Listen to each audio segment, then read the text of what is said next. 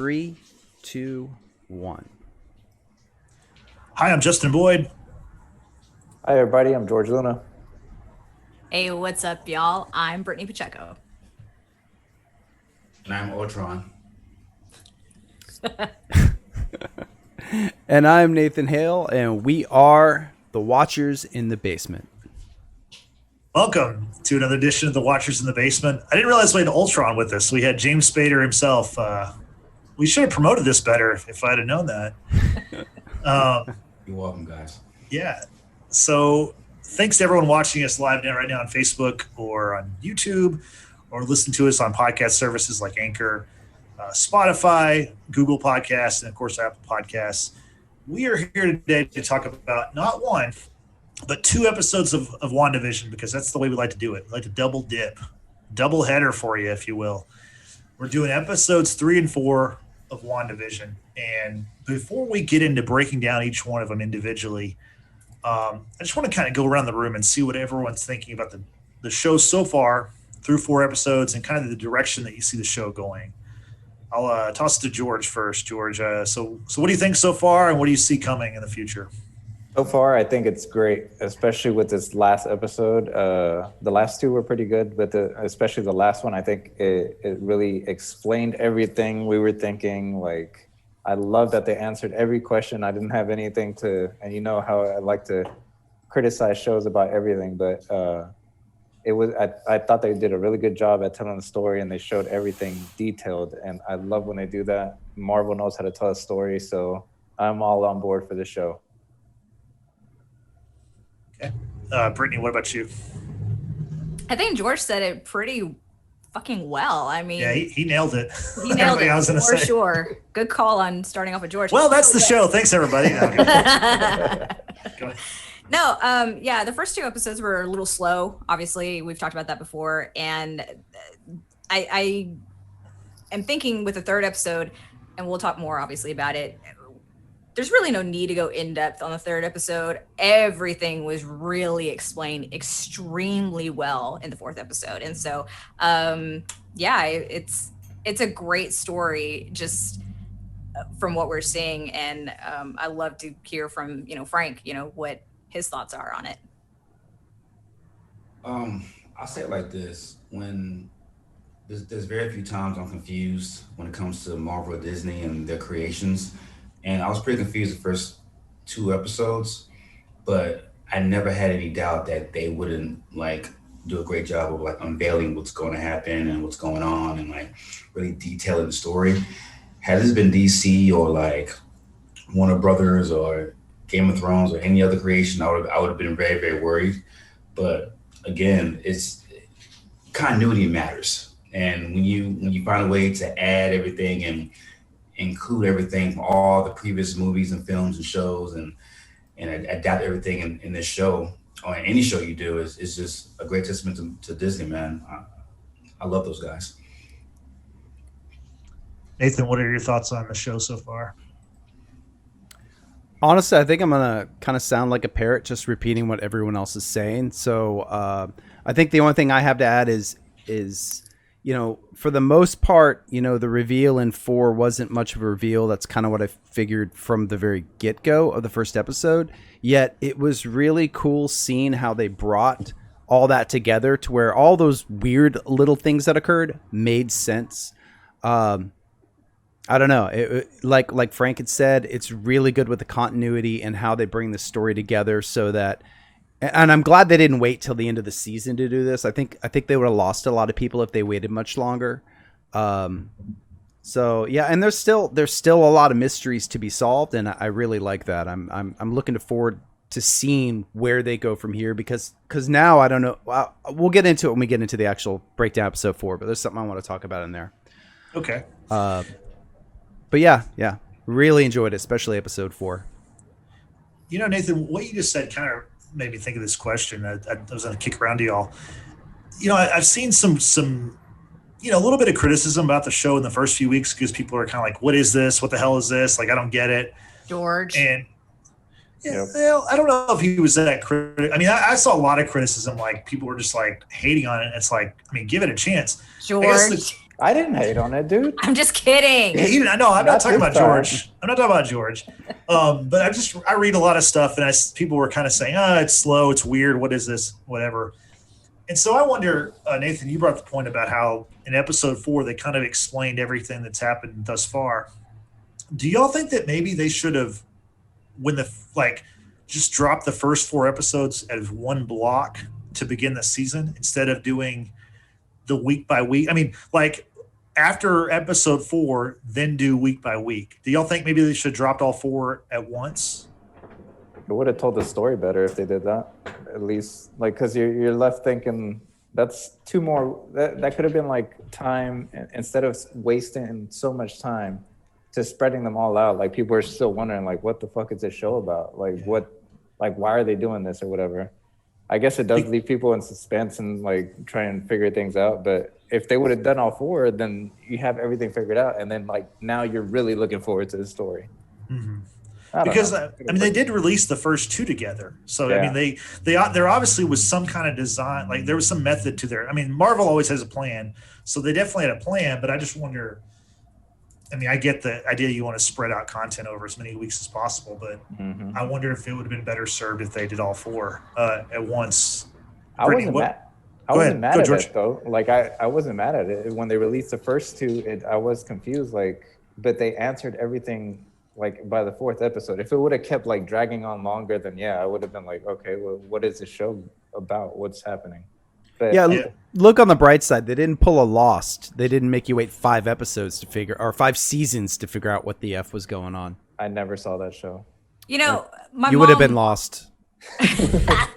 Yeah, my mom watched Lost, and she actually figured it out after the first episode, which was she still watched it. I mean, but yeah, no, I think.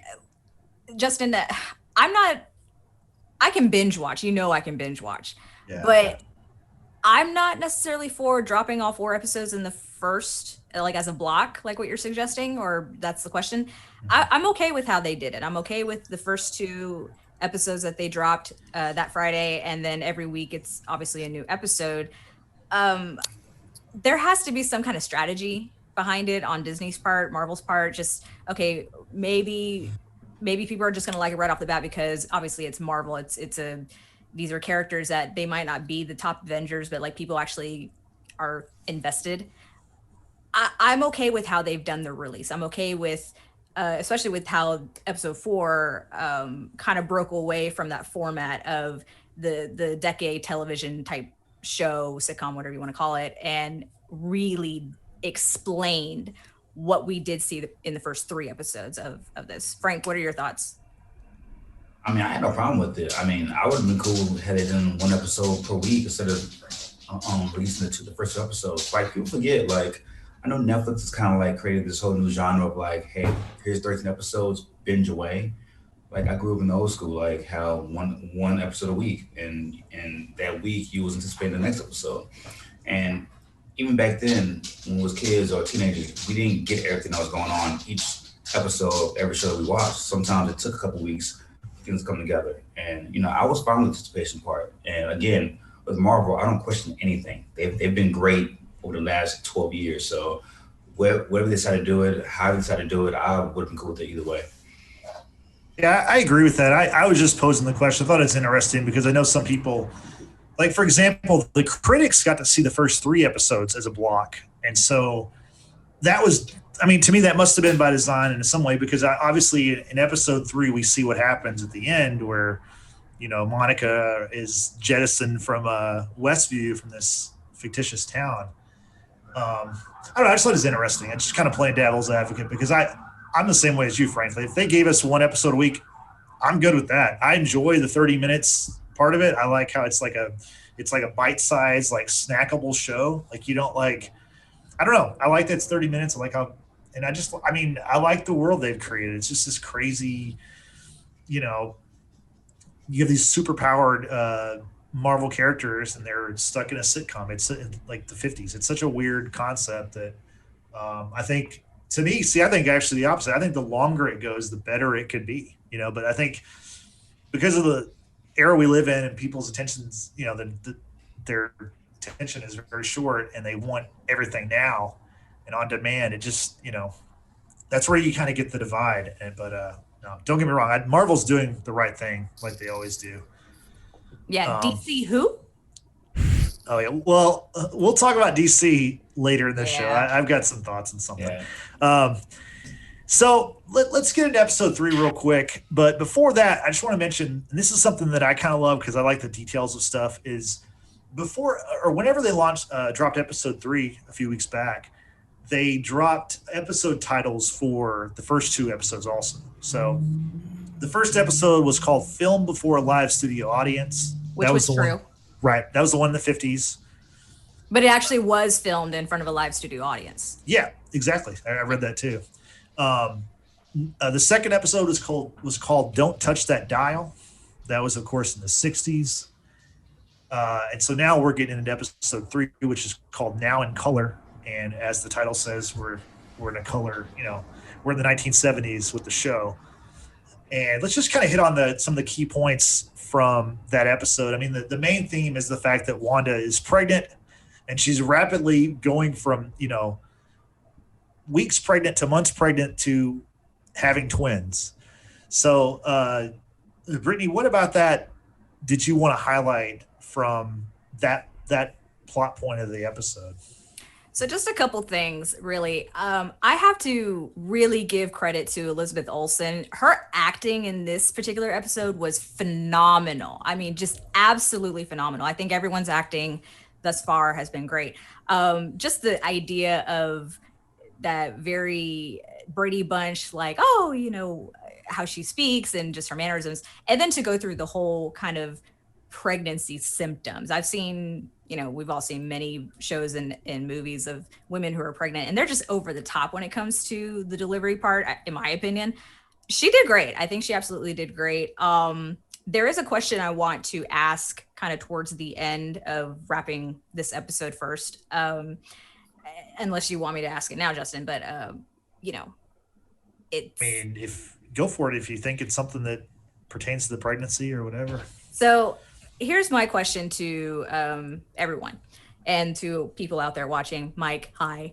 I wanted to ask, in regards to this new life that's been created, the twins, we at this point have kind of figured this is all in Wanda's head, right? She's created this universe, she's created this alternate reality, and a life with Vision should he have lived. So in this reality, do you think the twins will exist beyond this reality, or it's only within? I had the exact same question. Like,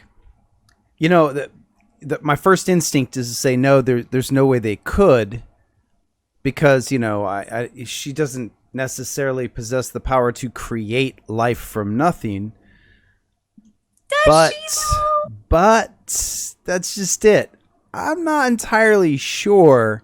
And the other thing, which I'll talk about when we get to episode 4, kind of ties in with that same question. So, I'm going to say the jury's out. Fair. That's a fair enough point. Frank, what do you think about this idea that Wanda has somehow maybe manipulated matter? I mean, we know she's incredibly powerful, right? We've discussed this many a times, but the idea that maybe she could create life. What do you think? I think it's very possible. When you watch Avengers 2: Age of Ultron, at the end of Age of Ultron, her and Falcon and all these guys are pretty much training in the closing clips of that movie, and then in Captain America: Civil War, she's still in training. And while that, her and Vision have a scene together while at the complex. This is after the disaster in Lagos, and she's saying, I don't quite know what this is, as she's playing with her powers in her hand. And when you ask that question, I go back to that scene, and when she says that, when her and Vision have that conversation, I don't know what this is yet. I'm still figuring it out. She is still discovering her powers. She hasn't come into full she hasn't really manifested who she is, as a, I won't say mutant, but as a supercharged being. So I think what we see in this show now, this is her manifesting. Her powers are still evolving, and after the loss of Vision, I think she unlocked another part of her power through loss. So in comic books, she can create life. In comic books, like she can alternate realities and depower mutants and all this stuff. So this could be a preview of like her unlocking more of her power. Yeah, George, what are your thoughts about that? And if Frank says that she's able to do that and create life in the comic books, I don't see why they wouldn't bring it along into the show. So I mean, but for the kids to be real, that'd be pretty crazy because, I mean, her life is pretty messed up right now. Like after everything that's happened to her, I'm sure that's something that would probably bring her peace and like distract her from things. But then all the other shit that's happening. So I don't know. It'd be crazy if it was real. I want to add to that or interject there what Michael in our chat was bringing up, which is another thought I had after we were discussing a moment ago, Brittany, is everyone else has been stolen somewhere from the world. So is it possible that these twins were stolen somewhere from the world as they were being born? Which is a definitive possibility. And she just willed them to be in existence there with her as opposed to where they are elsewhere in the world, which is also a possibility. Again, and even on that, kind of jury's still out because that's a weird way to pull a living creature from somewhere in the world and then to spit it out of your, is kind of weird. So, but that's a distinctive possibility as well. And I think on that one, we'll probably hear in the next, probably episode or two, next time we see Sword. If that's the case, I think they'll say, these babies were found missing and whatever, if that's the case, but probably won't know that until the next time we see an episode that's focused around Sword. So that's an even darker thought because that hadn't occurred to me, Mike and Nathan, about y'all's theory that, of course, the cast are actual real people. That much we do find out in the 4th episode. But the idea that maybe these twin boys could have been taken, from a family or I don't even want to even try to explain that. But that's just an even darker way of thinking of what Wanda is now reducing to in order to cope with maybe her PTSD, if you will, because this whole thing, in my opinion, is definitely just coping with her PTSD.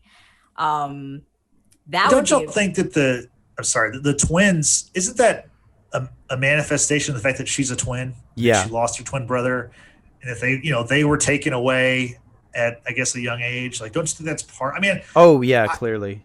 I mean, I do think that those characters, the twin boys, which the names they give them in the episode, is Tommy and Billy. Yeah. Yeah. So Vision wanted to call when they thought it was just one child, he wanted the name to be Billy, Wanda said Tommy. I think the twins are gonna be in the MCU going forward, only for the simple fact that I think that, like, you introduce these characters, you're not gonna just take them away like that. And I know Marvel, they'll finesse that, they'll make it work somehow, but I mean, I don't know. That's an interesting question, Brittany. Really, like, I hadn't really thought about that part of it. So, because I mean, if she created this whole world, then the things created within that world, do they exist in the real world? That's a really good point. Well, then and also too, she becomes an even bigger threat if she can, manifest. And I'm not into the comic books. Frank, I know you said you haven't really delved into these particular set of comics, but the fact that what you said, she can create life, that in itself, like I said, will become a bigger threat to the world should she decide to go the opposite, way of life, if you will.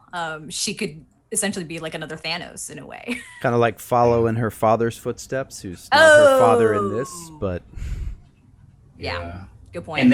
And Nathan, correct me if I'm wrong, she was a villain in some of those comic books too, She right? was. In fact, she was an original member of the Brotherhood of Evil. I think it's the original X-Men number 3 or 2. She's there with Quicksilver, the Blob, and Toad, along with Magneto, and they were, I believe they were the original Brotherhood of Evil. So yeah, she was also, and I'm not sure the order on this because I have like an original Avengers number 28, I think it is, and by that time, she and Quicksilver were members of the Avengers. So I don't know the full details of that. I mean, we're talking 63, 64. So, and that's in one universe. This is obviously a completely different universe. This is the Ultimates universe, basically. So, or I think it's an amalgamation of all the universes. I think what I've kind of read is because I'm not a comics person either, but is that Marvel kind of takes the best from all the universes and makes that the MCU, from what I kind of have gathered. And they never said her last name right. They never said Maximoff, do they? Yeah, they do. Because they they were said the her name Maximoff before. twins. Yeah, And when in Age of Ultron, I think they're referred to as the Maximoff twins. But I could be wrong in that because I confused that and the X-Men movies that also had their own versions of them. So maybe I'm mixing it. And in the credits for the TV shows, doesn't it say starring Wanda Maximoff? I'm pretty sure they do. It does. Okay. Yeah. It does? Okay. Yeah. Nathan, a second ago you mentioned Magneto, and that made me think of something that I read a couple days ago. Elizabeth Olsen was asked about the show, and someone asked her, they said, do you think, will your show have a big moment at the end of it like Mandalorian did with Luke Skywalker? And she said, yeah, we have a big surprise coming. And so people are speculating that it's either Pietro or Quicksilver or Magneto himself. Oh, yeah, man. so Man, if it's Magneto. Whew. Mind blown. that would be awesome. But I would pick a bone with her in the fact that, like, that's not on the level of Luke Skywalker Return to Star Wars. Like, Luke Skywalker, like, is Star Wars. Like, that's such a huge, like, moment. But, I mean, Magneto, that would be...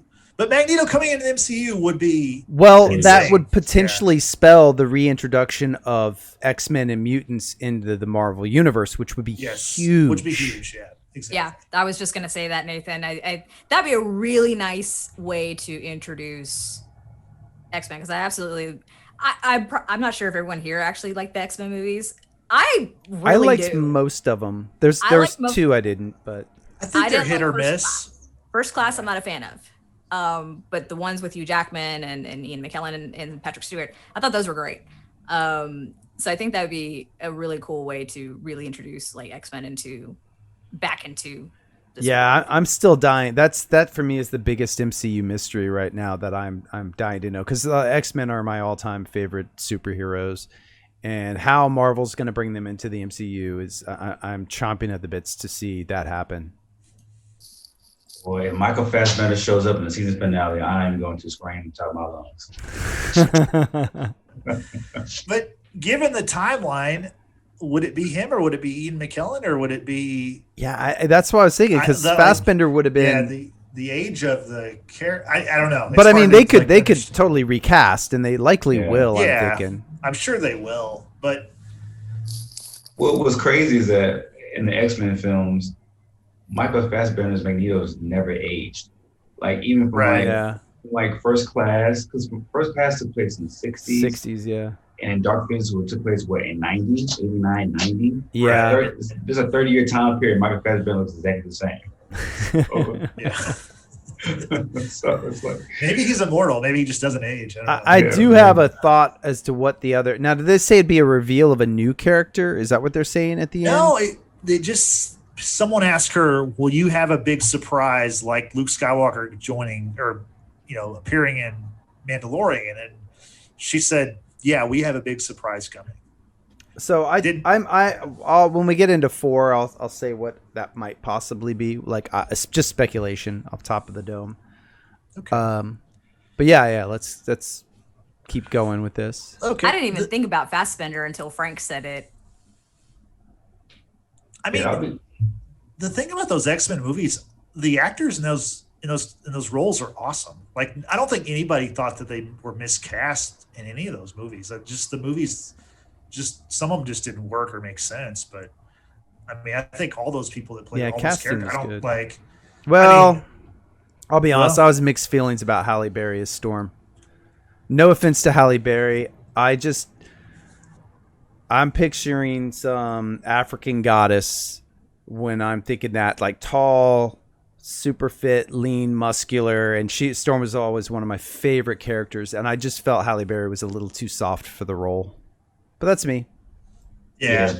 That was a Hollywood shock value casting right there. It had nothing to do with trying to like mirror what Storm is and bring it to life. I was a fan of that even. I mean, it was fun to look at, but as far as like enjoying the acting job of Storm, I didn't. It took that away for sure. Yeah. So let's get into episode 4. Let me go back to 3 real quick. We'll wrap it up because I got the other big point I wanted to mention in episode 3 was the part. I mean, besides the pregnancy, was the fact that characters are starting to realize something's amiss with the situation. You know, there's a part where Vision, like he audibly says like something's wrong here, and then Wanda glitches time and rewinds a few seconds, and then instead of saying something's wrong, he's saying how excited he is for their coming baby or children. So time out real fast. I'm glad you brought that up because I wanted to get everyone's take on this too. When I was rewatching it earlier, and Vision says there's something wrong here. Like you said, there's something amiss. So again, this is Wanda's reality, alternate universe, whatever. So when that happens with Vision saying something like that, Vision's dead. We know that for a fact that Vision is dead, right? So do we know? Okay, but hear me out. So from what we have seen, Vision is dead, right? Thanos, took the gem out of his head, whatever. So when that happens, when Vision says something along those lines about something's amiss, is Wanda actually losing control? Because she does say at the very end of the episode that everything's under control. That she has everything under control. Right, but is she losing control when Vision is saying things like that? I mean, the other people, for the sake of what we're talking about, in episode 4, we do realize that these people have been kidnapped for all intents and purposes, right? They're real people. Vision, as far as we know, is dead. So what does that mean? Like, if he's glitching, what does that mean? That's a really good question. That is a valid question. Because so we saw him die in an Infinity War. She saw him die in Infinity War. In episode 4, she sees a dead Vision head for crushed skull for a second. Man, she kind of makes it. That was kind of freaky, actually. She makes it go away. So I guess the thing is if he's not a real being, like if he's a creation of hers, then why is he glitching? So I have a theory on that, which ties into what I've been referencing a few times. I want to wait till we get fully into 4, though. Okay.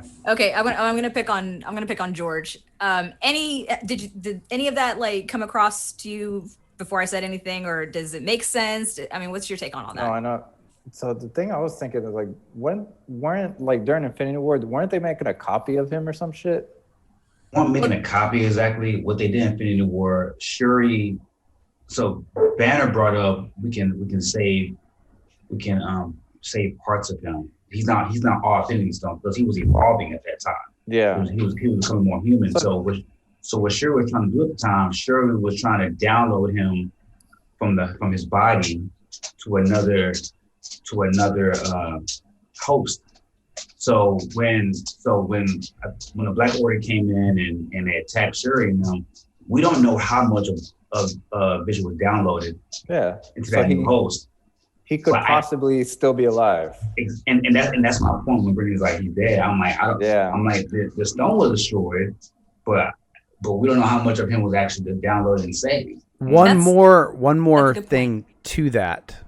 As you guys may recall in Age of Ultron was when he was released from his initial body, he went into basically the web. But there was someone who was constantly dogging him and trying to stop him that we thought at that time was destroyed, and that was Jarvis. So Jarvis was part of the World Wide Web, whatever have you, for a time.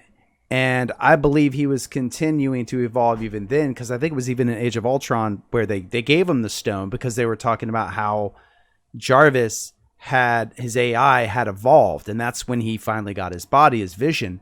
So what's to say that he didn't already remain tethered in the web and existing there already? The exact same thing already.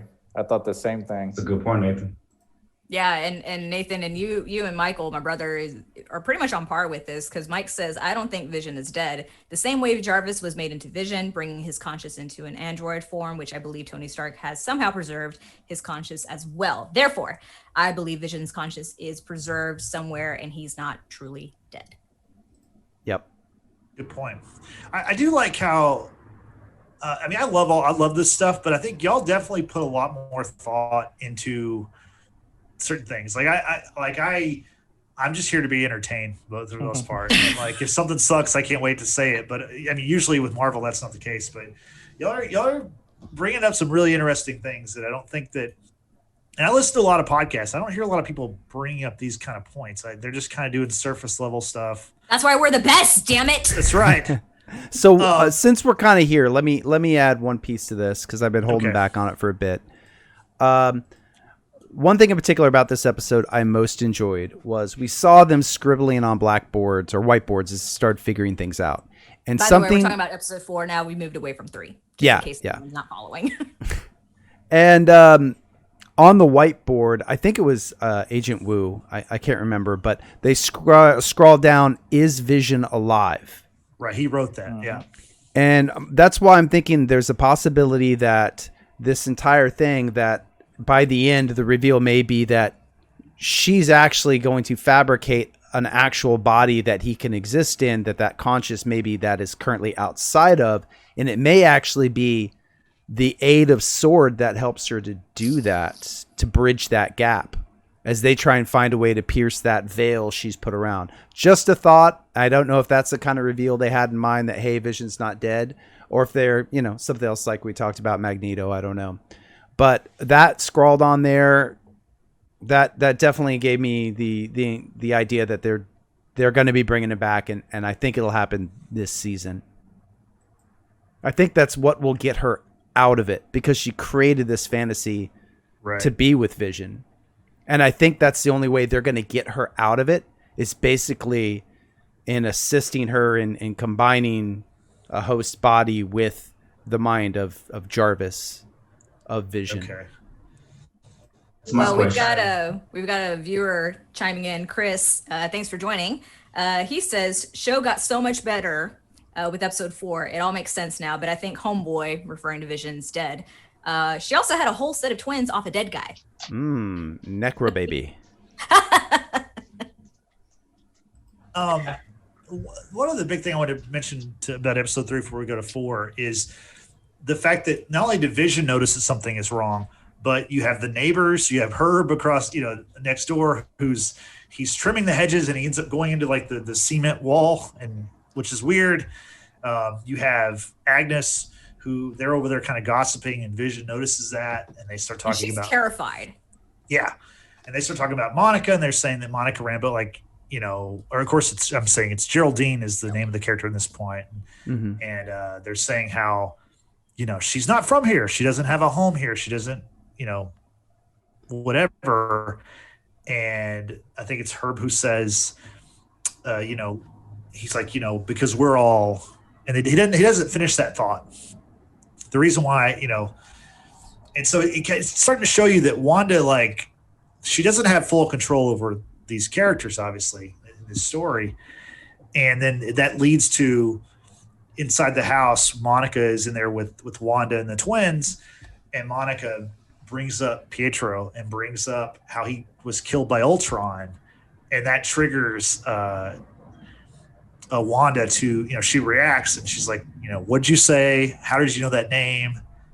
And then she makes Monica disappear. I think that's a really good point that we kind of overlooked talking about this earlier when we were discussing the question or possibility that are the babies real? Are they hers? Did she birth them? In that entire episode, they went through pains to make sure we realized that during her pregnancy, she was losing control.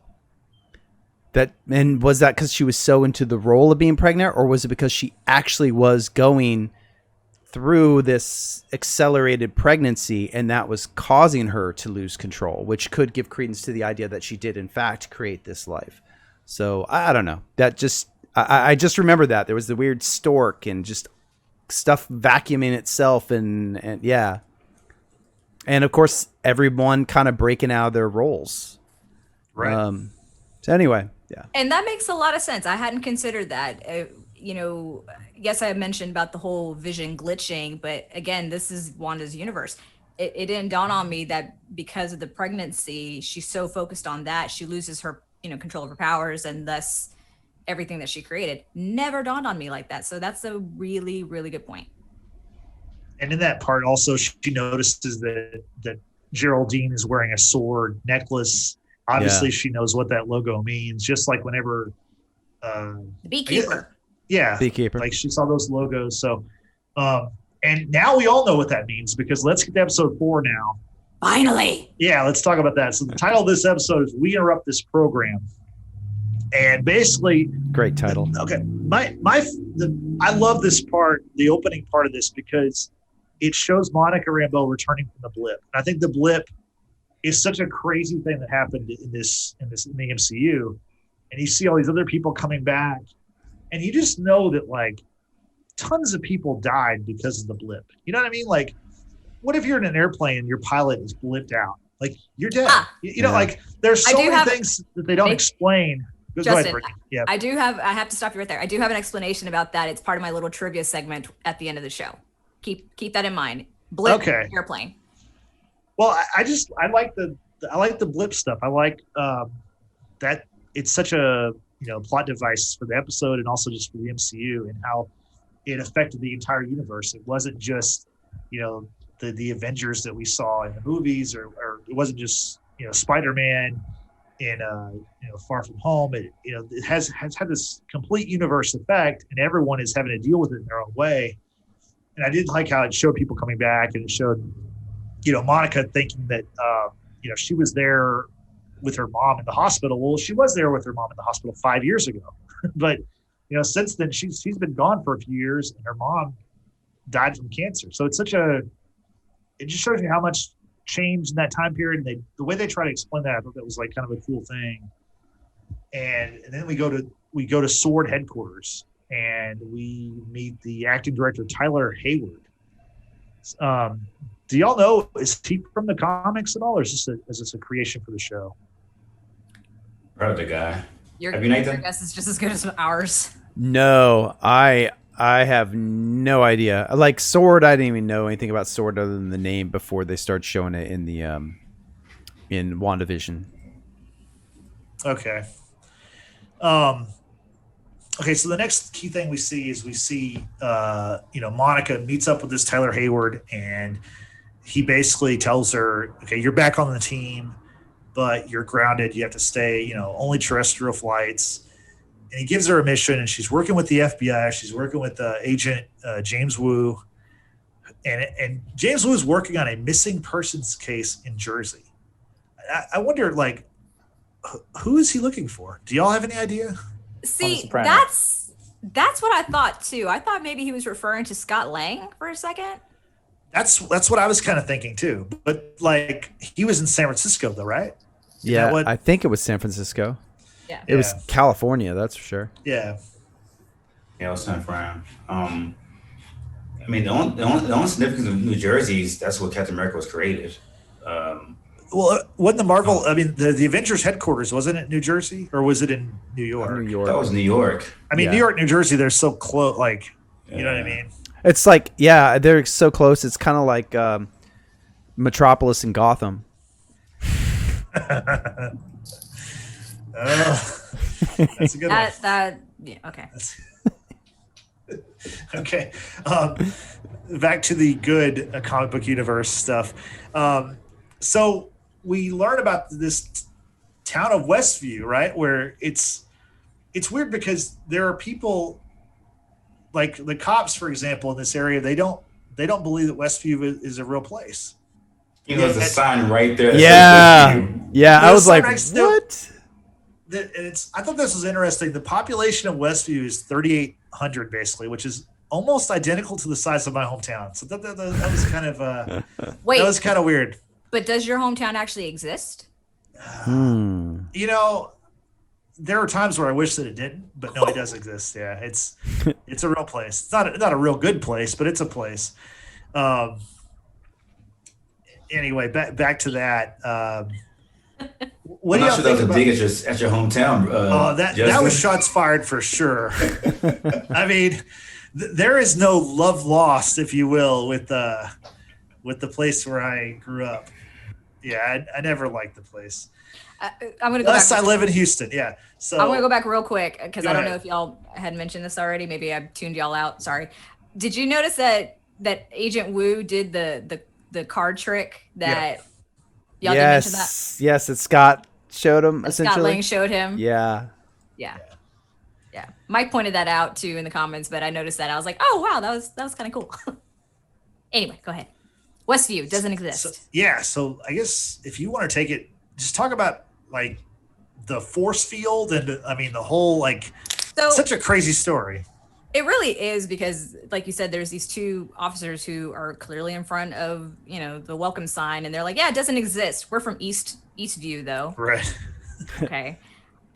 Initially, I thought the cops had just when they left, they drove into the force field, but then on the rewatch, I'm like, oh, they turned around and just took off. Okay, fine. But with Rambo and Agent Wu, they're going to investigate this whole thing that is Westview, because Wu says something along the lines of, you can feel it too, can't you? It referring to this energy that is blocking him from entering. So Rambo goes and gets this drone helicopter from Sword and navigates it to enter into that force field. And you see on her monitor that the video capture totally digitizes and it's gone. I mean, we see that it's gone, and so to investigate even more, what are you going to do? You're going to go stick your hand in the unknown energy force field and get sucked into it, because that makes a lot of sense. Yep. No, it doesn't.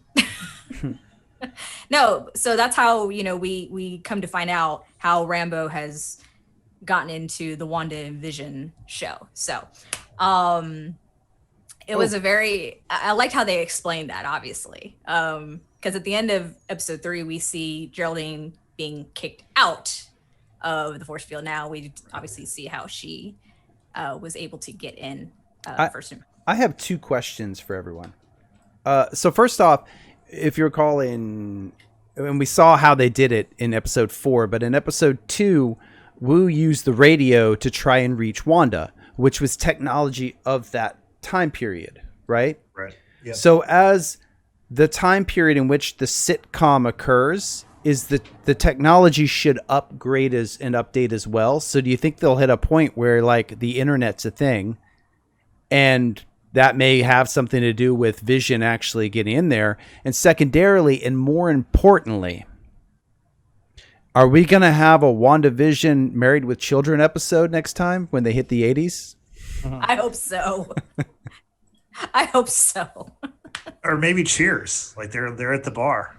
Norm comes in or something. So are you guys rooting for The Office at some point? Yes. No, The Office, I think, is going to happen, and so is Modern Family, from what I've read. Yeah, I love it. What if they went all cartoony, like Simpsons? Yeah, that's the other one I was thinking when they hit the 90s. That would be cool. I don't know. Yeah. No, but in all seriousness, like what George said earlier about the fact that episode 4 just, we come full circle. We get all the explanations. So then what happens next? Justin, correct me if I'm wrong. I can jump in if you want me to. The character that really kind of helps explain the story to the audience in this episode is Dr. Darcy Lewis. We see her enter the episode, and she's of course from Thor. And was she in Thor: The Dark World? Yes. Yeah. She had her own intern in Thor. Dark World. Okay. That's not one of the ones I've seen it, but I don't She's know if like, I'll give ever me watch it your again. shoe so she can throw it Yes. into the The little teleport thing or whatever, Yeah. and then loses it permanently. yeah, exactly.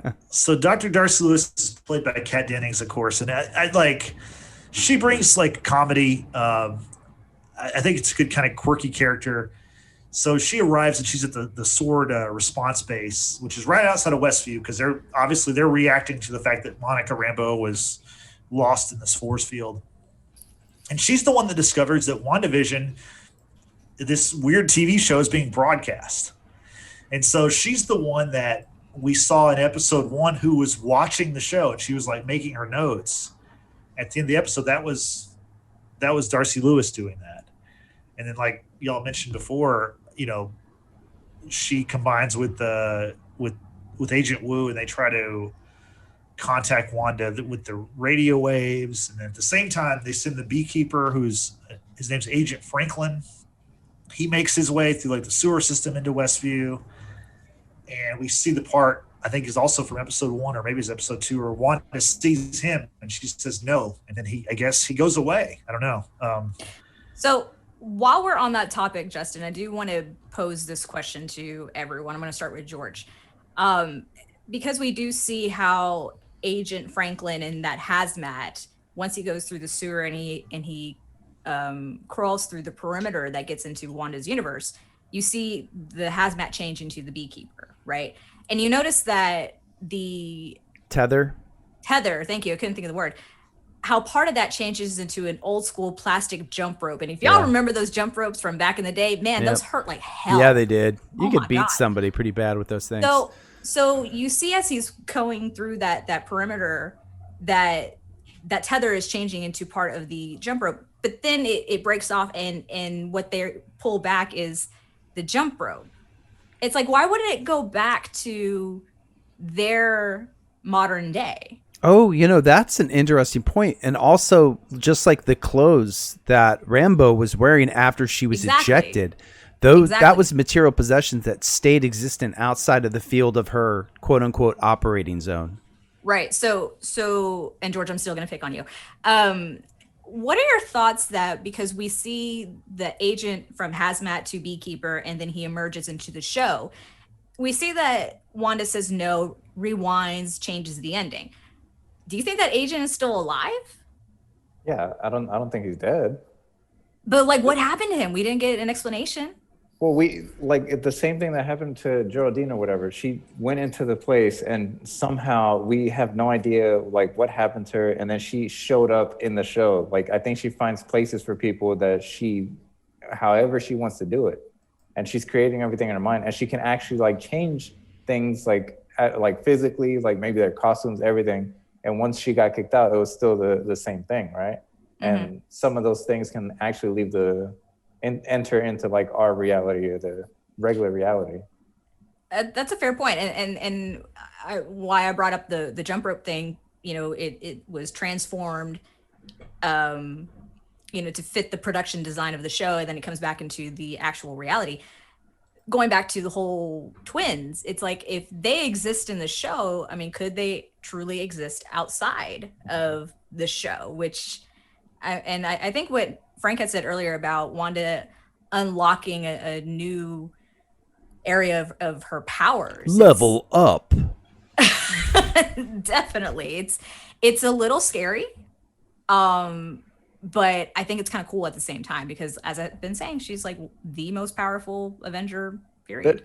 But now that Nathan said that it could be like a missing children, I think that one makes more sense. True. I will say, if it's the missing children one, which does seem the easier explanation, that's also really kind of dark. I said that earlier. You did, exactly. And when you brought that up, I was like, yeah, it's one thing to like take adults and do this, but like newborn mama or mama with newborns and suddenly like poof, or maybe they were even in a womb and then poof. I mean, that's dark. What if the parents died or something? I don't know. Who knows? Well, it is Disney now, so the mom could be dead. Aww. So Bambi. I have a question too. So the beginning of the episode, it showed Monica was part of the blip, So she comes back and she realizes, oh, it hadn't been 20 minutes, it's been what, 5 years. So, and she shows up in the show. When she goes into, when she gets in New Jersey, she shows into the show, whatever. I wonder if all those people who are in the show were also involved in the blip, not just Monica. So, go ahead, Frank. Yeah, and I wonder if all those people, once they got back from the blip, they was just, because it wasn't proximity, because like when Agent Wu and Daisy are like putting all these people on this board, you see their driver license, and they're different state driver licenses like, all across the nation. I saw Jersey one, I saw Wisconsin one. So I wonder if all those people had just got back from the blip and was automatically just thrown to her show. So the timeline of episode 4, obviously it does take, it begins with immediately after the blip when Professor Hulk, snapped and brought everyone back, right? Mm-hmm. And I'll talk about the other little trivia bit later, but so everyone came back into the exact same spots that they left. We've seen that obviously in Endgame. So we know the time frame is 5 years, since Thanos had done the first snap, and then when she goes to Sword headquarters, it's like 3 weeks. So that's not a whole lot of time after everyone returned from the blip, right? Yeah. So it's a fair question of like, maybe Wanda either sought all these people out, or all these people were maybe, I don't know, let's go on a limb. They were traveling and they all happened to be in the same spot. And she just, chose New Jersey because whatever reason. I'm trying to think where the Avengers facility was. Was it upstate New York? Upstate New York. Okay. Yeah. So not quite the same place, but you know what I'm saying? Like if she just chose a location at random and these people were there at random, because I noticed that too about the driver's license. It'd be really crazy to think if she pulled all these individual people from across the country, And so we know one thing that Monica and Wanda have in common. That's loss. Monica lost her mother. Wanda lost her the love of her life. So I wanted all the other characters who are involved in this town in this alternate reality all have in common. We all lost somebody, and this is like an empath type of deal that Wanda's going through, and she feels that all the people that are involved in the show also experience loss. I want to have that plays a part as well. I just had a thought. I literally just had a thought, and hopefully it doesn't ruin the show for you guys. We're talking about Monica Rambeau experiencing loss. Obviously, we're talking about Wanda, who's definitely experienced loss. She's an Avenger. She was in the blip. What if Captain Marvel is going to be in the show? What if that's like the big surprise? It could be. Because that is an auntie that is an auntie theoretically. I mean, Monica's mama, Photon and Carol were best friends. Right. So it's possible. I know Justin's gonna hate that. I don't hate the character. I just don't. The movie was okay. It wasn't terrible. It just wasn't that. I didn't think it was that good. I mean, that could be the surprise, but they can say that's. I don't know. It's too. That's. It's not obvious, but it's a very logical. Sense. Yeah, it's very logical. It makes sense. I just don't know if that's what they're going to go with. And I mean, because they can always use with Captain Marvel, they can always say she's off world. That's like her excuse for. Well, and that's why. Everything. That's why when Rambeau was talking with the director at Sword, that yes, there's enemies outside, outside the world, but there's also allies. And so I just wonder if that's kind of like that, hint, if you will. I mean, it's definitely a hint to the direction of the MCU. They're definitely going to be in space. There's a lot of space stuff coming. So I think hopefully it's more of a nod to that than it is Captain Marvel coming in to save the day. But I mean, if that's what happens, they'll make it work. I mean, yeah, they always do. And there had to be a reason why the director told her she couldn't do any extraterrestrial activities. Right. It's because of conflict of interest because the woman that she was so close with, her aunt per se, and Carol Danvers is part of that universe now, and he didn't want her involved emotionally with that. I mean, that could play a part too. Um, Another thing that confuses me as well is that the last time we saw Wanda in Endgame was Tony's funeral, and she mourned the loss of Vision, and she's talking to, I believe, was um, uh, Bucky. I believe, was it Bucky she was talking to at the funeral? She was talking to somebody. I don't know. No, He's talking to Hawkeye. Hawkeye. She was talking to Hawkeye. Yes, you're right.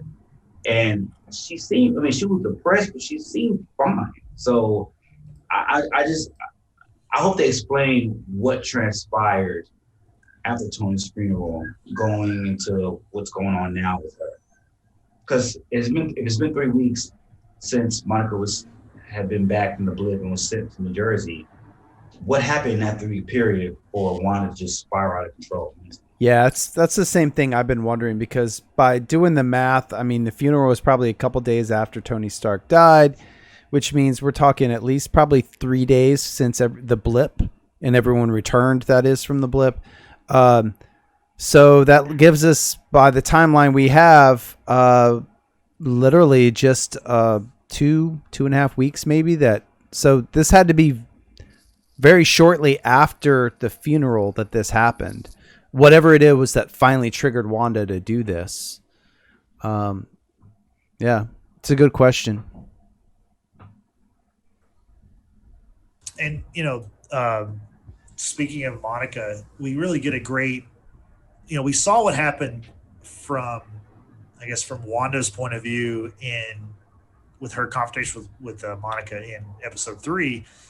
But in episode 4, we kind of see what really happened. We see we see Wanda use her powers, and she sends Monica. Wanda uses her powers, sends Monica flying. She goes through Wanda's home, through the home next door, keeps on flying, and eventually she's thrown out of Westview. And then we basically see the end of episode 3, where Monica's in this field, and of course the sword agents surround her, and they show her face. And I thought this is a really awesome kind of quote. She says, "It's Wanda. It's all Wanda." So basically she's saying, like, Wanda created this whole thing. What did y'all think about that? I'll start with George. What did you think about that kind of reveal? I mean, not that I guess we kind of knew, but to see the other characters confirm it. Yeah, no, I think, again, Marvel's doing a great job, like, doing with the storytelling. Like, I assumed that it was something like that she was creating this reality, doing all that.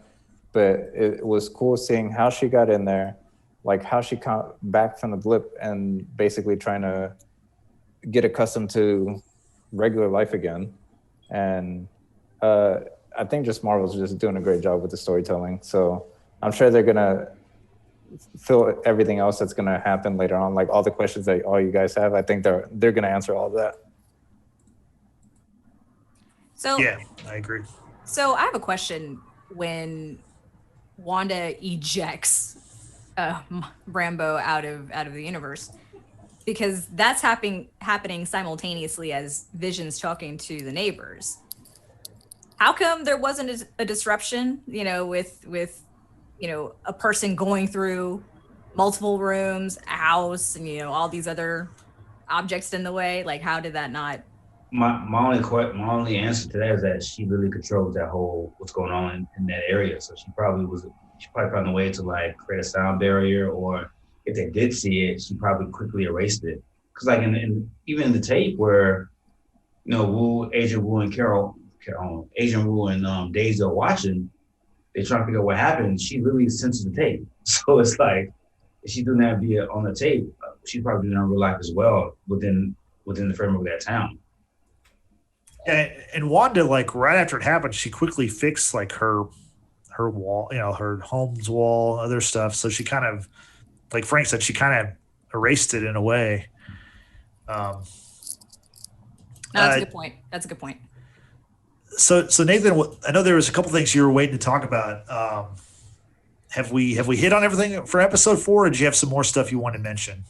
No, that was basically was the stuff around Vision and the possibility that by the end of season 1 he could be back and alive. That was the main thing, and there's a lot of indicators in there that I thought maybe kind of put that in place. And as the technology advances, I'm curious if we're going to see them able to reach her with other means of communication, you know, as it gets beyond radio and television.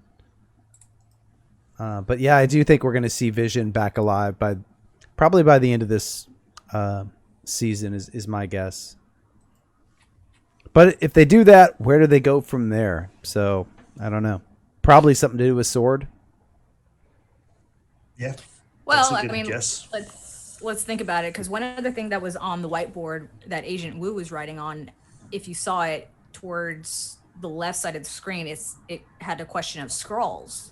Were they behind this? So we've already been introduced to Skrulls before. Obviously, we talked last episode about how a Skrull was Nick Fury for all intents and purposes, and how the real Nick Fury was somewhere out in space working, doing his thing or whatever. So, and we do know that this show is going to feed directly into the sequel for Doctor Strange, and Wanda, as far as we know, will have some kind of part in it. So it's going to be interesting to see how this unfolds. Yeah. I'm telling you, I've mentioned this in a couple Podcasts. The Skrull invasion is going to happen in this next phase. I'm telling you. You saw it in Spider-Man. They kind of mentioned it in Captain Marvel. It's going to happen. It's going to happen. It's going to be epic. Yep. Yeah. Do y'all have any other things about episode 4 you want to mention? Okay. No. So I did like how the episode ended with we hear Jimi Hendrix Voodoo Child playing. Oh, and yeah. Good song. they're sitting down to watch TV, and I could have sworn they were watching like Hollywood Hogan from like the 90s WCW, because that was his theme song, was Voodoo Child. So I don't know if y'all remember that or aware of that, but like I heard that start playing, and I was thinking like, are we going to see Hulk Hogan rip his shirt? Like, are we going to see like the NWO Hogan? Unfortunately, no. We're still in the 70s, but maybe we get to the 90s. Maybe they'll watch wrestling or something. I don't know. You know what's crazy? Don't get me wrong. Daisy is like she's a dope. I don't know. Astrophysics. I don't know what she does. Yeah. It would have been a mindfuck had. You mean Darcy? Darcy. You're saying like, Daisy. why are you getting her Daisy? Darcy Lewis. Yeah.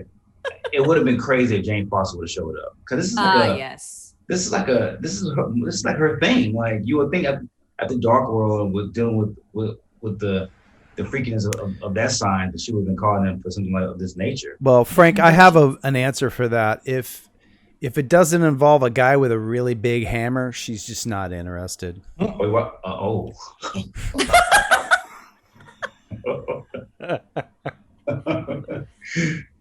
I have no words. So I'm going to transition out of that. And so we all know we're watching WandaVision. But real quick, before we get to our little news segment here, what are y'all watching right now? Like, what have you seen any movies or streaming shows that you've been watching? I'll start off with George. What have you been watching lately? Warrior. I've been watching Warrior on HBO. I put Frank onto it. It's pretty good. I'm on season 2. It's a wild show. It's like it's based off of Bruce Lee's writings, and it's just like he takes immigrant comes into San Francisco, and basically he joins like the Asian mob or whatever, and to try and get a job and like find his sister. And it's a good show. That sounds cool. Like, it's pretty. The action scenes are badass. And they're pretty. Some of them are pretty gruesome, like not on the boys level, but it can get up to that. I'm like, oh my god, some of this stuff is pretty gross, like that they do. But it's a good show so far. I've been watching that. I watched that one movie with Denzel Washington, Rami Malek, and I watched it. Yeah, the little things. Yeah. What'd you think about it? It was okay. I liked it. I thought it was good. The ending tripped me out, dude. I won't spoil it for anybody, but yeah, it was just a weird ending. I don't know what you thought, Jay, but I was like, okay, what was the point of this movie? Well, that is a good question. I do think the ending was pretty poignant considering Denzel's character, I guess. Yeah. Because like his involvement, I don't know. There's theories about about that. And I guess we can't really say much more without spoiling the movie, but check it out. I think it's worth watching. I mean, Jared Leto was actually nominated for a Golden Globe for his performance in that movie. Really? So, He did good. He did good. Yeah, I think Rami Malek seemed like he was kind of miscast. Like Yeah. Denzel was awesome. Jared Leto was pretty good, but Rami Malek just seemed like, I don't know. I don't buy him being a cop. It just doesn't work, or detective or whatever. Yeah. I didn't mind him. He was okay. Did anybody else watch that movie? No. No. Oh, let's check it out. It's on Yeah, HBO. It dropped on HBO Max last Friday, and I don't know. It's kind of cool. It's one of those movies that it's in the theaters for. It was in the theater the same day it was dropped on HBO Max. That's I'm most glad, movies I'm now. glad I didn't pay for that movie. Oh yeah, no, you wouldn't. Yeah, but But I just saw the actors, like the high caliber actors there, and I thought it would be better, but no. yeah, So that's a glowing review there of this movie. Yeah. Make sure to Little rush out thanks. and watch it. Well, Nathan, what have you been watching? Not too much. I've been watching American Gods, although I'm rewatching because season 2 dropped, which I hadn't seen, and season 3 is currently coming out, or it's about halfway through season 3. It might be beyond that. So, but I hadn't watched season 1 in like 2 years, so I'm rewatching season 1 so I can go through and watch all 3 seasons. It's based off the book by Neil Gaiman. Fantastic story. Really good actors and acting, and I don't want to spoil anything, but essentially the basic premise is it is how all the gods came to America, like from across the continents, and basically they're brought there by the people who believed in them, and it kind of jumps between stories telling of how they crossed the ocean to get here, or to with present day, and basically I don't want to go into too much detail, but the gods, some in particular, are trying to get back back what they used to have, which was people believing in them. So it's really cool show, based off an amazing book. Watching that, and I know season 5 of The Expanse is out now, which I love that show. So I'm looking forward to watching that as well. Okay, cool. Frank, what about you? What have you been watching? Well, George put me on the show Warrior. I'm the first 15 minutes I was hooked. Anytime a show has a lot of martial arts, violence, and sex, I'm with it. So What if it's martial arts sex? that would be a whole new genre, and I'll be totally fine with that. Food. Give me MMAS. I'm all about innovation, and as I said, my mother's looking at me all weird from the start. Hi, Frank's mom. Hey, mom, my coworker say hi. Hello. Hi. Hi, how are you? Says hi, how are y'all? Yeah, so I've been watching Warrior, and then my friend told me to watch One Night in Miami. It's the movie directed by Regina King that talks about that one night in Miami involving Muhammad Ali, Malcolm X, and Jim Brown's in it. Jim, thank you.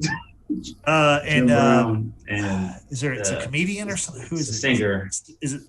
Oh, Sam Cooke. There you go. Sam Okay. Cooke. Yeah, and I didn't even know. In Regina King, she directed it, and it's 95% of this film is taking place in the motel room with these 4 iconic figures, and Right. their dialogue is just powerful. I encourage everybody to watch it because that one night in Miami transpired. Malcolm X leaving the Nation of Islam inspired Muhammad going to the Nation of Islam. Inspired Jim Brown retiring from football. Like it was a great film, and I was thinking to myself, how did they know all this stuff took place? Because most of the guys are dead, but as I remember, Jim Brown is the only person still alive from those original 4. So He had a lot of he had a lot of input in this movie as well. So it's a great, fantastic film. It's on Amazon Prime. You guys can check it out. What else have I? Yeah, it's definitely critically acclaimed. I've heard a lot about it. Yeah. Because apparently it's a real night that happened, Yeah. but there is some fiction to it. It's not completely based in reality, but they did all hang out this one night in Miami, and for movie purposes they have to exaggerate stuff. But Yeah. So yeah, that was a great movie I saw. I've been watching a lot of reruns. Working Moms, Russian Residents. That's really about it. I haven't really watched too much.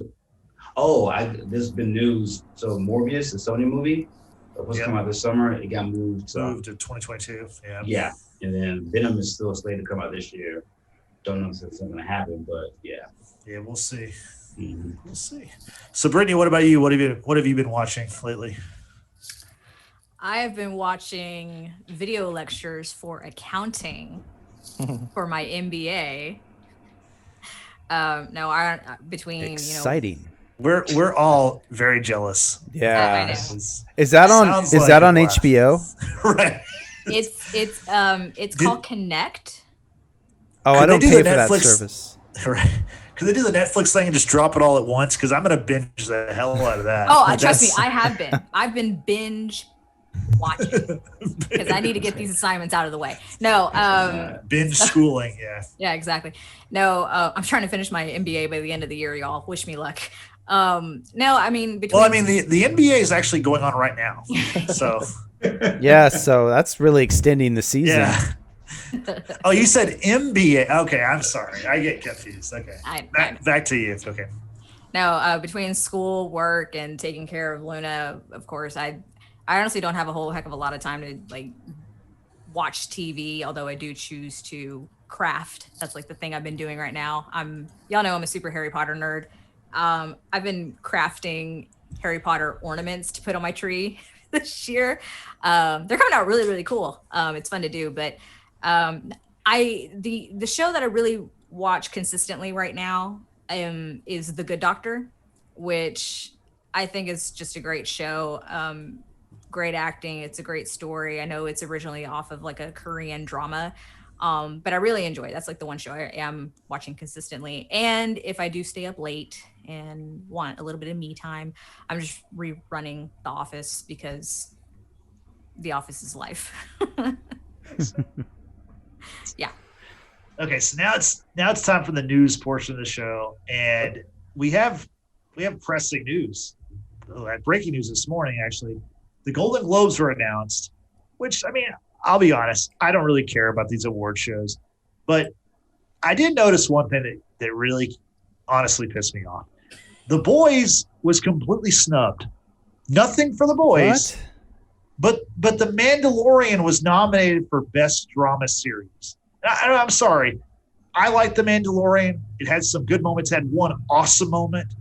But as a show, it's not the best. It's certainly not not on par with The Boys. Well, it's not like the rest of the shows in the category: The Crown, Lovecraft Country, Ozark, Ratched, which I'd never heard of Ratched, but it's on Netflix. But Ozark is pretty critically acclaimed every year, and people enjoy it. Lovecraft Country was HBO Max. HBO, that was a highly anticipated series. The Crown, every year, The Crown cleans up in these award shows. The Mandalorian just doesn't fit. If you're not going to nominate the superhero shows because you think it's silly, fine. Well, don't nominate the silly Star Wars show either. So I will make a slight correction to what you just said, Justin. Yep. It's not Golden Globes per se, but The Boys, however, for drama series and television, new media, and news nominees, the 2021 Writers Guild Awards nominees, Eric Kripke and et al. Have, been nominated. But so they just weren't listed amongst as a show or any of the actors were. They were all snubbed. So they were listed for writing? Writers Guild Awards, yeah. Oh, so not for Golden Globes, right? Yeah. Who gives a shit? Well, I know Seth Rogen has beef with the awards committee with the Oscars and there's another award show. The he Emmys, has. maybe. It might be the Emmys. Probably. So there might be that could be a relationship type, political type of deal. Yeah, because Yeah, I mean, he shit on them a few times over the years, and I'm like you. I don't watch award shows. I mean, if I come home, my mom might watch the Oscars. I might watch some with her, but I don't really give a damn about award shows because like a lot of times, 85% of the times, it shows who I never heard of that are being nominated, and the ones that I really like don't get nominated. I'm like, whatever. Yep. and I'll ask George about this because I think of all the people, I mean, you've definitely seen the most of all the things that were nominated. And I guess my question is like, okay, did you watch The Queen's Gambit, George? Yeah, Okay. I did. I mean, is it on par with The Boys? Is it No. better? I mean, it was nominated. It's way different. Like, Wait, yeah, it's you not can't the same. even You can't begin compare that, but Yeah, it's a you really can't good. compare. No, but what I'm saying is like we all have seen The Mandalorian, at least parts of it or something, right? Like, I mean, it's in our wheelhouse of stuff we like, but like it doesn't compare with The Boys. Like, I mean, at all. It's like a decent college football team compared to like the Kansas City Chiefs in the NFL or something. You know what I mean? Like it's not a comparison. Like it's Frank's all like, "Fuck yeah!" I mean, Yeah. I feel like they're probably gonna win the Super Bowl. That's why I said the Chiefs. But you know what I'm saying? Like I know what you mean. it You're right.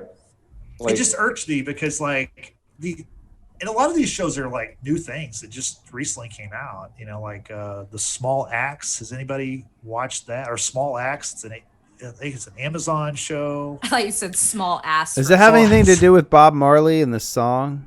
If you are the big tree, we are the don't small know. axe. I don't know. Probably song. not.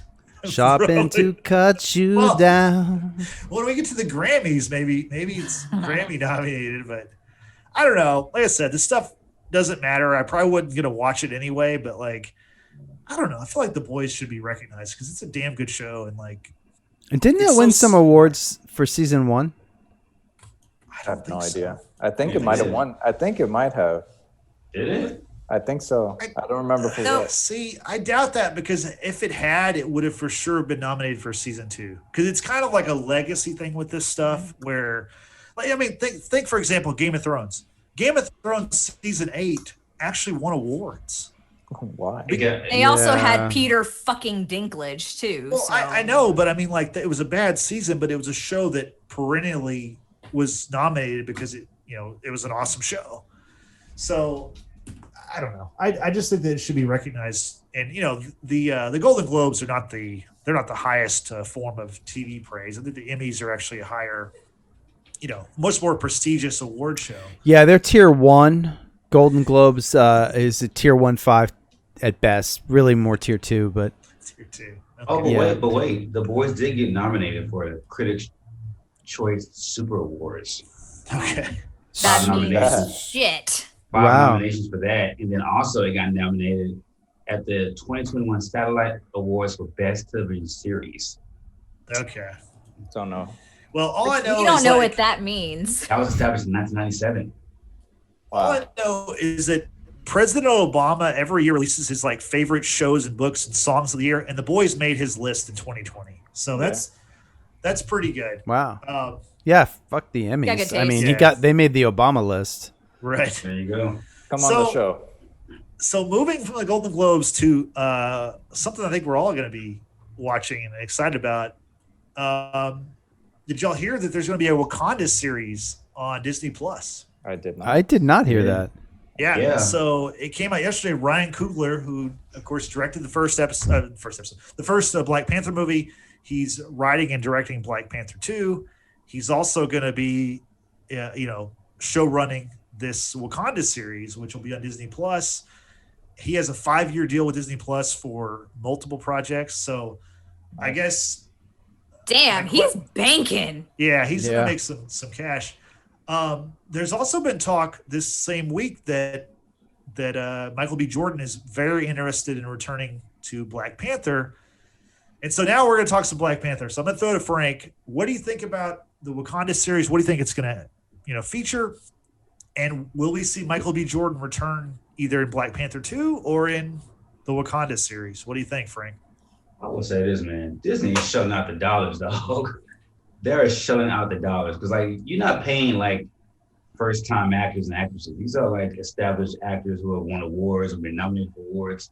Um, I mean, Wakanda is so huge. So, like, I mean, you can touch on the Jabari tribe, you can touch on a prequel series of like T'Chaka or his grandfather. I mean, you can do a Killmonger uh, Rise of Power series. I mean, there's so many different tribes in Wakanda that you can touch on. That I mean, the possibilities are endless. And like Marvel, anything Ryan Coogler touches turns into fucking gold. So I will watch anything he puts together. Um, yeah, when I read that news, I was giddy. I don't know what aspect they're gonna take it. I just hope that they just stay with the system of like continuity with the big films, the big screen. They do that, it's gonna be gold. There's already a following for the Black Panther character as it is, so it's only gonna make that character even more iconic. Do you think the series is going to come out before the movie? Because I know the movie like it's not shooting yet. I don't know about. I mean, I guess my question is, and I was thinking about this today. I wonder, okay, if you're going to explain how T'Challa is gone, to me, I think it would be easier to explain that in a series of 6, 7, 8, 10 episodes or whatever than it would be in a 2.5 hour movie. I mean, I'm not Marvel. They'll pull it off either way. I don't. I have full confidence in them, but I'm just wondering, like, do you think that the show might be a way to explain who the next Black Panther is? Yeah, I mean, I think it'll be a bit like you said, like this. It's easier to if you're doing 40 minute episodes, you can explain a lot in 8 episodes than you can in 2.5 hours. That comes out every 3 or 4 years. Um, I don't. So they've already come out and said they're not going to reprise that role, right? They've Yeah, already come they're out and said not. that as Yeah, official. someone else will be Black Panther, but it won't be a T'Challa. I mean, Yeah, I mean they can use that ammunition to push Sherry maybe or push Michael B. Jordan if he comes back. right. But I would definitely use those 8, 10 episodes to really really talk about the loss of T'Challa and while simultaneously you know pushing a new Black Panther. I mean, I think the small screen is the best way to do it because people who watch the small screen are going to watch the big movies as well, the movies on the big screen. So it's all going to be connected as is. So I think that'd be a great idea. Yeah, George, what do you think about that? I'm excited for it. I had no idea about this, so it's pretty cool to hear that they were planning on doing a show about it. So hopefully it goes more into depth about like what happened in Wakanda, life to life, like just day in the life in Wakanda, different tribes. I think they have a lot of potential to spread that story around, and we can learn something new. Cool. I do wonder if Lupita Nyong'o will still be involved with the projects. Obviously, at the end of Black Panther, we saw that she and T'Challa shared a very sweet moment, and we learned that she was going to help lead some kind of like relief aid. I would love to see, first and foremost, know, like I said, she's going to continue with the installments, but just how that story would kind of develop. Because she was, really wanting Wakanda to be known and share its resources, with the rest of the world and that kind of thing. So this very humanitarian aspect. So that'd be great. I mean, anything Black Panther, because I thought it was just a great movie in general. I think it's very wise to move into a TV series, and like Frank said, anything Ryan Coogler's gonna touch, it's gonna be gold. It's gonna be so good. I'm sure, however, they're gonna honor T'Challa, Chadwick Boseman. It's gonna be done very tasteful, and it's just gonna be very solemn, very respectful, and but yeah, life continues to move on. They're going to pass that mantle on to whomever. I hope it's Shuri. I've already shared my thoughts about this before, or if it's someone else who equally, deserves that mantle. Hey, cool. As long as it makes sense, as long as continuity, like Frank and George and everyone else has said, continues. I'm good with it. Okay, cool. Well said. Nathan, what are your thoughts on Wakanda the series? I think it's cool. Like literally, like a few minutes ago, that's the first I'd even heard of it. So I don't have much thoughts gathered about it as to what I'd expect or like to see. But to be honest, I think I just like the immersive experience in finding out more of Wakanda, and I'm kind of hoping maybe they tie it in with like rather than go back historical, which honestly that would also be cool, but to show how they opened up and opened their technology to the rest of the world, and how that could, they could use that to tie into maybe Skrull invasion, things like that, because obviously their expertise in technology would really come in handy with that sort of thing. So, I don't know where they'll go. I'm just curious where they'll go. Now, it was T'Challa that Storm was married to, if I'm not mistaken. Isn't that correct, Frank? Right. So yeah, they got divorced too, but yeah, they were married for a little bit. So I mean, I don't think we'll see anything like that happen with Storm down the way when they do finally introduce the X-Men, because I don't know if they'll go there, considering that was specifically T'Challa. But yeah, me, I'm an X-Men whore. I'm always looking for ways they can bring the X-Men in. So that's where my mind always goes to first. I know what I'm getting you for your birthday. I know exactly An X-Men what I'm horror. I'm gonna get you something that says X-Men horror. Oh, okay. Okay. Nathan Hale, noted X-Men whore. That needs to be like your little interstitial, whatever, lower third. That's his moniker. What are you talking about? Yeah, his moniker. Come on, Nathan, man. I'm not feeling this, man.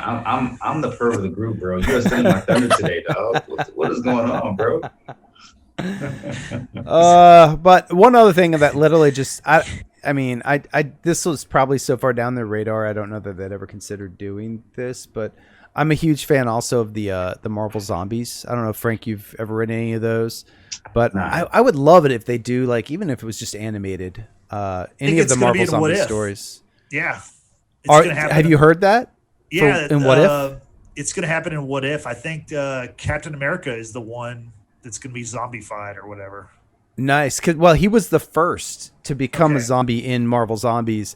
And then, of course, he ended up infecting so many others, which it got really bad when I think it was Quicksilver. Quicksilver got infected, and that really spread things fast, as you can imagine. Fast. Yeah.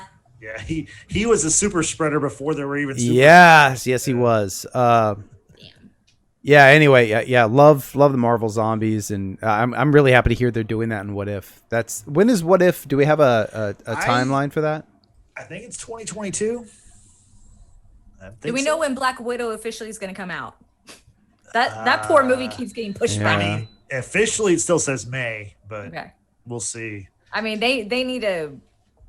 Come on, they got to give Natasha her movie. I mean, she died in Endgame, and give the woman her movie. Damn it. Yeah. Well, give us the movie. She already had the movie. She had it they filmed it. You know what I'm saying? Give Frank what he wants. Please, I need some think material, man. For sure. It's been a desert these days. I man. mean, maybe you should talk to the X-Men horror. Maybe he can By the lead way, you the right way. He likes your those mom's still in the mutants. same room. Yeah. Jesus. Okay. This is nothing new for her. This is true. So we all know that there's a Game of Thrones prequel coming called House of the Dragon, and apparently that's slated for 2022. But now there's news that we have more Game of Thrones prequels coming our way. The next prequel spinoff is called The Tales of Dunk and Egg. And it's a 3-novel series that Frank. George R.R. Martin wrote. Obviously, critically acclaimed, according to Frank. I'll just start with you. What do you think about it, Frank? What do you think about that story? Or I don't know the story, so go ahead. Yeah, I read the first book, and it was very boring. Egg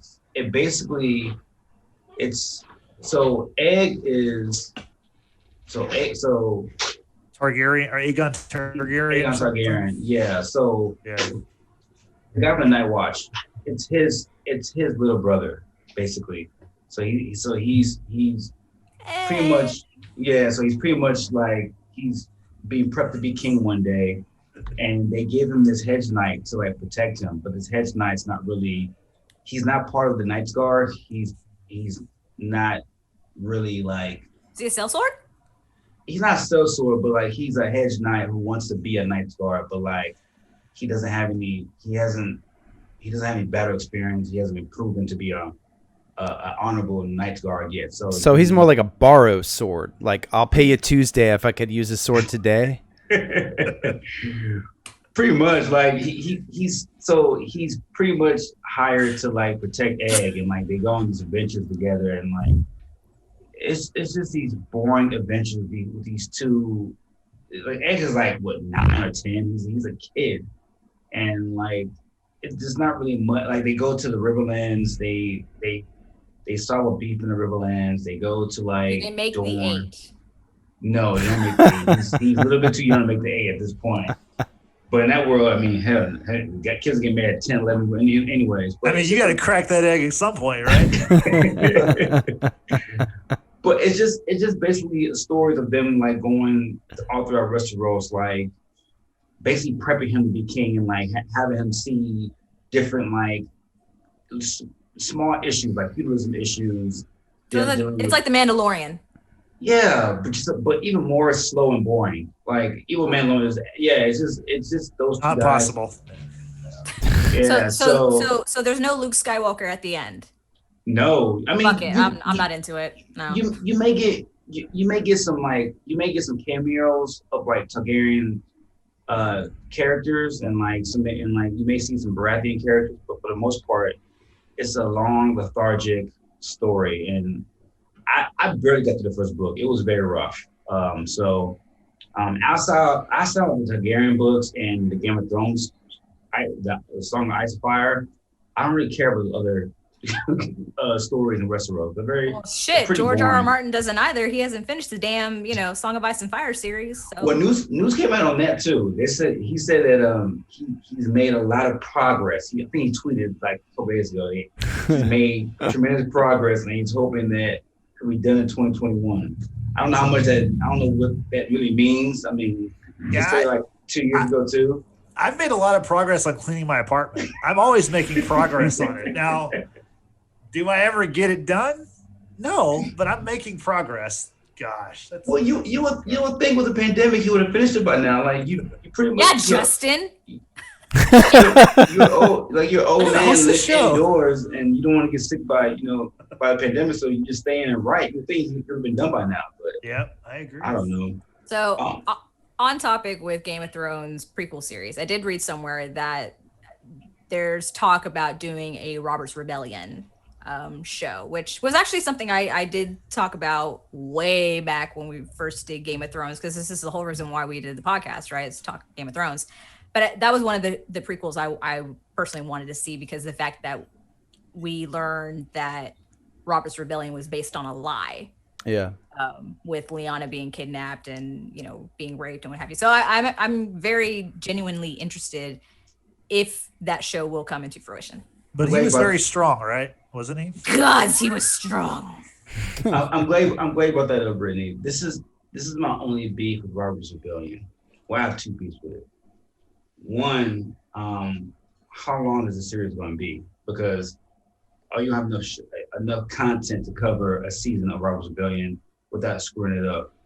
Two, I kind of like Robert's Rebellion being told through the stories of characters within that same world. Like it brings a prestige, a legendary folklore around about other guys echoing what happened, and like these characters that were so involved in this Robert's Rebellion. And my fear is that if they create this Robert's Rebellion series or season and they put it together and it bombs, then it kind of destroys everything that we heard all through hearsay from these great characters. Like Sir Arthur Dayne. Like I never seen Sir Arthur Dayne outside that one flashback in season 6 of him just going ham on Ned's men. Like them talk about Arthur Dayne, he sounds like a god. Like Sebastian Stelmy and Jamie, and they talk about him like he's Jesus of Nazareth. Like this guy's legit. And characters like that, a young Robert, a young Ned, these are iconic guys that we've heard through these stories, and I don't want to be disappointed if the story comes up short. But Betsy and her tits. We got to know about that. I got a lot of that in Game of Thrones, and I'm totally fine with that. Whether they're named or not named, I'm fine with that. I'm fine with that. So real quick, let's get George. What's your take on Game of Thrones, the prequel stuff? What do you think? What's Game of Thrones? No one gave up on Game of Thrones quicker than George. Like That's true. He dropped that show so freaking fast. I haven't even wanted to watch it. Like, it's been out of my mind since like we stopped like reviewing that show. Well, speaking of not wanting to watch something, last of all and least of all, I wanted to mention this. Zack Snyder's Justice League has a release date. It's going to come out on March 18th. No one cares. And it's a 4-hour movie. I'm just letting y'all know. No one cares. 4 hours. It's 4 hours. Why? And it was going to be 4 1-hour episodes, which I was like, okay, that sounds good. No. They scrapped that. It's going to be a 4-hour movie. So is it not in 2 parts? I think it's in 1 part. Oh my God. Yeah. So everyone wanted to release the Snyder Cut. Well, it's going to be released. So. Well, Do you say everyone wanted? Because you could Not disclude everyone. me on that. Not everyone. one person who was in on it is Mike, and he's very excited about that. Really? So. I mean, I'm going to watch it. I don't know if I'll watch it in one sitting. Probably not, because you probably shouldn't sit that long. But should I watch the regular version first? No. That is Zack Snyder's version. I don't understand why they're doing a release. No, It's not. It's not. Yes, it no, is. It's not. No, I'll have to explain it to you. We don't have time for this. No. I don't want it explained at all. Okay, well, the one that came out was not his quote unquote vision. So anyway, so it's an hour longer than Endgame. yeah, Oh hell no! and also it comes out the day before the Falcon and the Winter Soldier. So Oh wow. So it's gonna get crushed in like streaming views that weekend. But good luck to DC Comics, because you need it. Thank God Marvel's going to swoop in and save the day. That's all I'm going to say. Yeah. So anyway, before we get out of here, Brittany, how can people find us on social media? Very simple. Just search The Watchers in the Basement on Facebook, Twitter, and Instagram. Head over to your favorite podcast listening station, be it Spotify, Apple Podcasts, Google Podcasts, whatever it is. We're on there thanks to anchor.fm. We really appreciate them hosting our little podcast. And last but not least, if you want us to talk about show, sports, movies, whatever, be sure you can tweet us and use the hashtag WatchersBasement. Thank you, Brittany. So until next week, we will see you. We'll come back to do episode 5 of WandaVision.